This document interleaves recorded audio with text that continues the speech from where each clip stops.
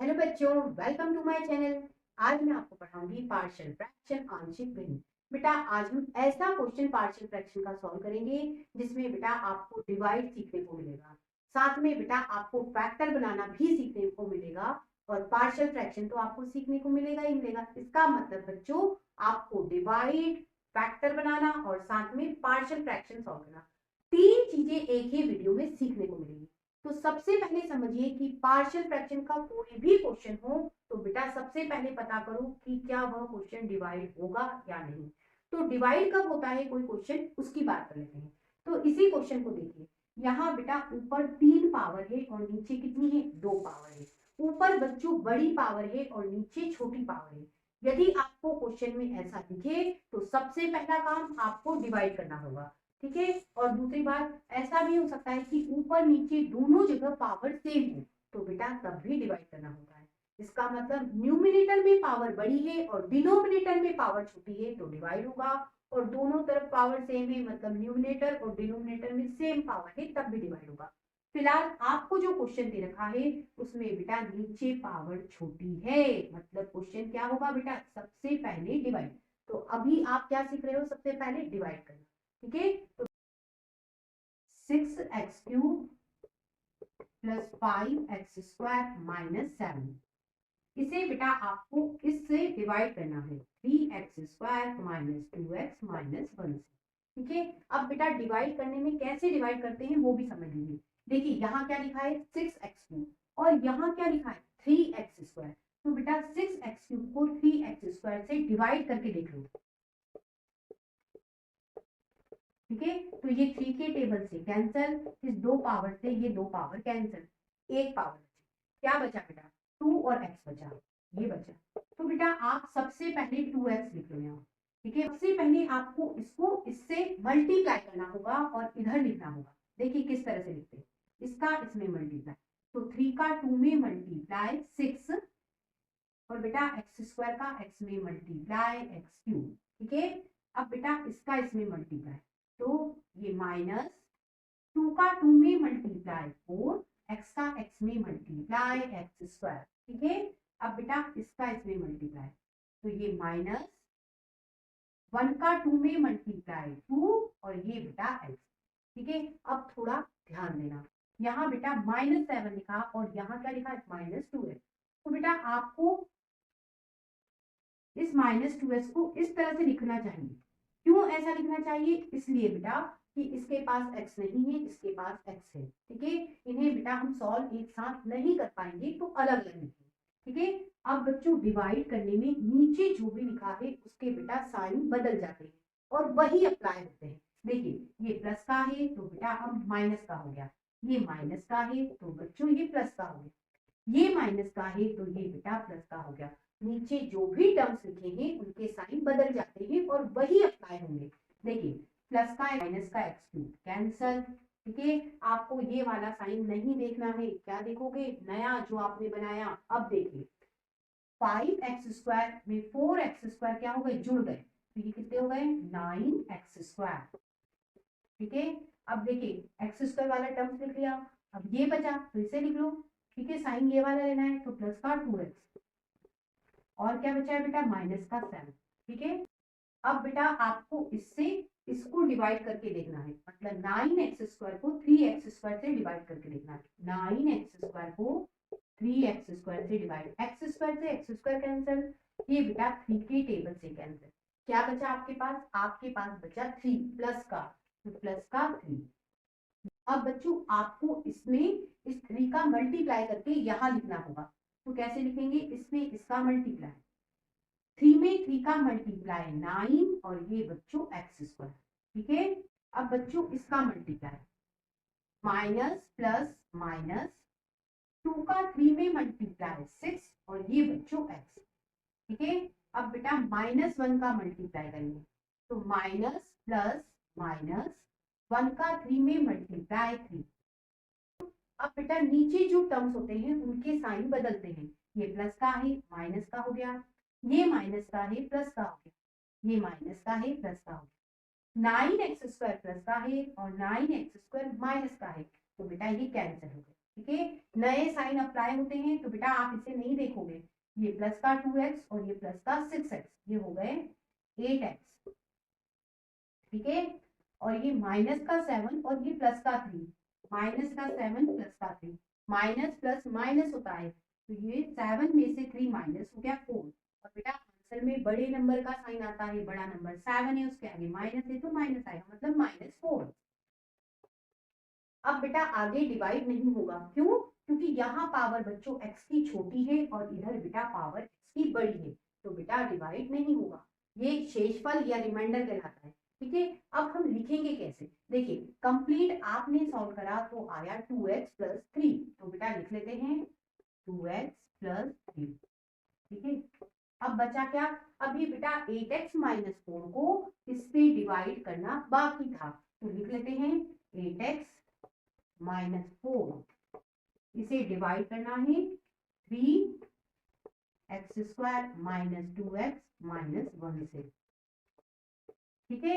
अब बच्चों हमें इसके फैक्टर बना के पार्शियल फ्रैक्शन लगानी होगी, तो हमने डिवाइड करना सीखा, अब बेटा फैक्टर बनाना सीखेंगे। 3x² - 2x - 1।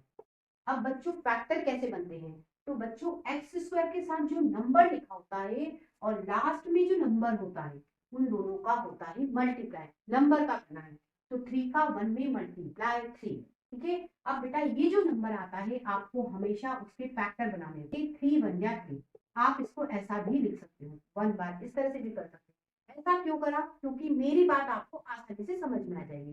देखिए ये जो फैक्टर बने बेटा उन्हें ऐसे अरेंज करो कि बीच वाला जो टर्म्स है वो बन जाए, तो क्या करें, 3 को 1 से यदि माइनस करोगे तो बेटा आपको बीच वाला टर्म, मिडिल टर्म क्या मिल जाएगा 2, तो बेटा इसको 3 - 1 लिखेंगे 2 को, तो ये देखिए 3x², ये माइनस 2 को लिखा बेटा 3 - 1, और ये बेटा x, और ये -1 वैसे ही, ठीक है, ये 3x², ये माइनस, सबसे पहले x का मल्टीप्लाई करो, तो ये हो गया बेटा 3x और ये हो गया x -1। अब बच्चों इस माइनस का अंदर मल्टीप्लाई करना है, यदि आपको प्लस माइनस में उलझन होती है तो बेटा इसका सरल तरीका ये है कि जब भी ब्रैकेट के बाहर आप माइनस साइन देखो और ब्रैकेट यदि आप ओपन कर रहे हो तो सिर्फ अंदर के साइन बदल दो, देखिए किस तरह से, ये 3x², ब्रैकेट ओपन कर रही हूँ, बाहर माइनस साइन है तो साइन बदलना है,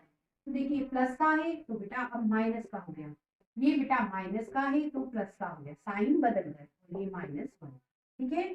अब बच्चों इनमें से कॉमन निकालेंगे, तो बेटा दोनों में से 3 कॉमन है और साथ में बेटा एक x भी कॉमन है, तो बेटा 3x कॉमन, तो अब ब्रैकेट में क्या बचा, इधर से देखिए 3 कॉमन हो गया, एक x कॉमन हो गया तो एक x बचा, ठीक है, ये माइनस, यहाँ से 3x पूरा कॉमन हो गया तो यहाँ क्या बचा 1 बचा, ठीक है।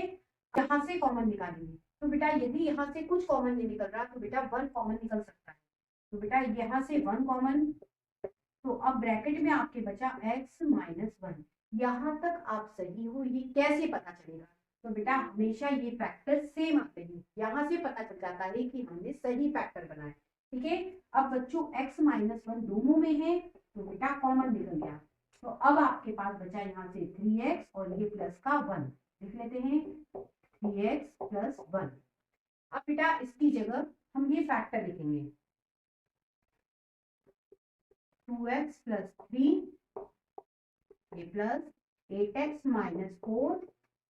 अब बच्चों इसके हम यहाँ फैक्टर लिख लेते हैं, ये वाले x - 1 dx + 1। अब बच्चों इस वाले हिस्से को हम पार्शियल फ्रैक्शन से सॉल्व करेंगे, तो बेटा सबसे पहले ध्यान दीजिए दोनों ही फैक्टर सिंपल फैक्टर हैं। सिंपल फैक्टर क्या होते हैं, जिनमें बेटा होल पावर नहीं होती, मतलब ब्रैकेट के ऊपर पावर नहीं है, देखिए यहाँ पावर नहीं है, साथ में बेटा x पे पावर भी नहीं है, देखिए x पे पावर भी नहीं है, मतलब ये सिंपल फैक्टर है और इन्हें सॉल्व करने का तरीका होता है बेटा a अपॉन करके पहला फैक्टर और b अपॉन करके दूसरा फैक्टर, इसे लिख लेते हैं।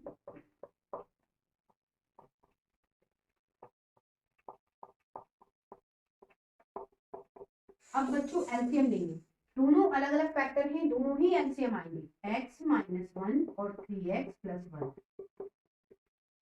अब देखिए पहला वाला हिस्सा आप सॉल्व करेंगे तो बेटा यहाँ x माइनस 1 ही इस x माइनस 1 से कैंसिल हो जाएगा, तो बेटा ये बचा, इसका बेटा a में करिए मल्टीप्लाई।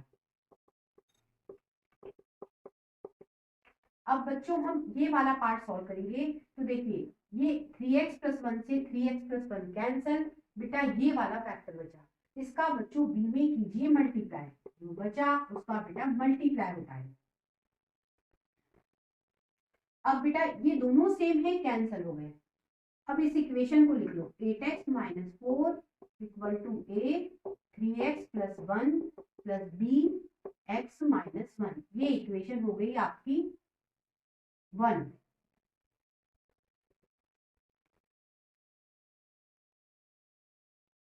अब बच्चों यदि आप क्वेश्चन को जल्दी सॉल्व करना चाहते हैं तो बेटा आपको ये जो फैक्टर मिले हैं इन्हें जीरो कर दो, आंसर जल्दी आ जाएगा। देखिए सबसे पहला फैक्टर आपका x माइनस 1 है, इसे जीरो करो तो x इक्वल टू हो गया 1।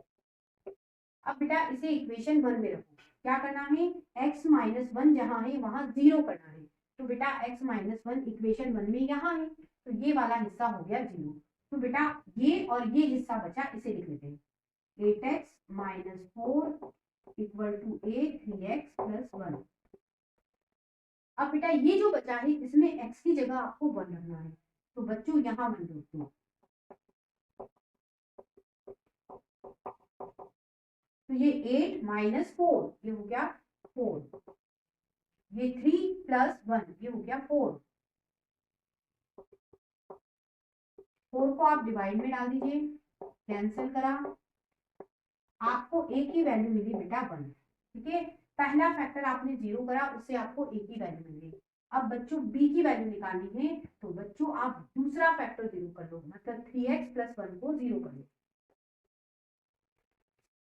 3x plus 1 equal to 0। ठीक है, इससे x की वैल्यू निकाल लेते हैं, ये 3x प्लस का 1 ही बेटा दूसरी तरफ गया, माइनस का हो गया, 3 को बेटा डिवाइड में डालो। ठीक है, अब इक्वेशन 1 पे आओ, इक्वेशन 1 में बेटा जहां 3x प्लस 1 है वहां आपका जीरो करो। देखिए 3x प्लस 1 यहाँ है, तो बेटा ये पूरा जीरो हो गया है ना, क्योंकि 3x प्लस 1 को हमने जीरो माना है, तो ये पूरा जीरो हो गया, तो ये और ये बचा, इसे लिख लेते हैं 8x minus 4 b x minus 1। अब बेटा यहाँ x की जगह माइनस 1/3 रखेंगे, तो 8 ये हो गया माइनस 1/3, ये बेटा माइनस 4, ये b, ये माइनस 1/3, ये माइनस 8/3, ये माइनस 4। अब बच्चों यहाँ 3 है, तो बेटा यहाँ 3 बना लो, कैसे बनेगा, ऊपर नीचे बेटा 3 से मल्टीप्लाई कर लो, यहाँ 3 है तो बेटा यहाँ 3 बना लो, ऊपर नीचे 3 से मल्टीप्लाई कर लो, तो ये हो गया माइनस 8/3 माइनस ये हो गया 12/3, ये b माइनस 1/3, ये हो गया माइनस 3/3। ठीक है, अब बेटा दोनों तरफ से 3 नीचे से कॉमन, तो ये माइनस 8 माइनस 12 माइनस 20 हो गया। ठीक है, और यहाँ भी बेटा 3 कॉमन निकालो, तो ये -1 -3 -4 हो गया, 3 से ये 3 भी कैंसिल। ठीक है, -4 को बेटा आप डिवाइड में डालो, माइनस से माइनस कैंसिल, 4 के टेबल से कैंसिल, तो बेटा b इक्वल टू आया 5। इस तरह से बेटा हमें a और b दोनों मिल गए। अब बेटा a इक्वल टू 1 और b इक्वल टू 5 यहाँ पुट करेंगे, 8x minus 4 upon x minus 1 3x plus 1, a की जगह बच्चों 1 और b की जगह बेटा 5। अब बेटा हम इसकी जगह इस आंसर में ये लिख सकते हैं यहाँ पे, तो देखिए सबसे पहले इसे लिख लो, 6x³ plus 5x² minus 7 upon 3x² minus 2x minus 1। ठीक है, ये आपका क्वेश्चन, ये किसके इक्वल इसके है, तो 2x प्लस 3 प्लस इसकी जगह हम ये लिख सकते हैं, तो इसे लिख देते हैं 1 upon x minus 1 plus 5 3x plus 1 इस तरह से बच्चों आज आपने एक ही क्वेश्चन में 3 चीजें सीखी। सबसे पहले डिवाइड करना सीखा, फिर बेटा फैक्टर बनाना सीखा, फिर पार्शियल फ्रैक्शन सॉल्व करना सीखा। चलिए फिर मिलते हैं, फिर कुछ नया सीखेंगे। तब तक के लिए गुड बाय।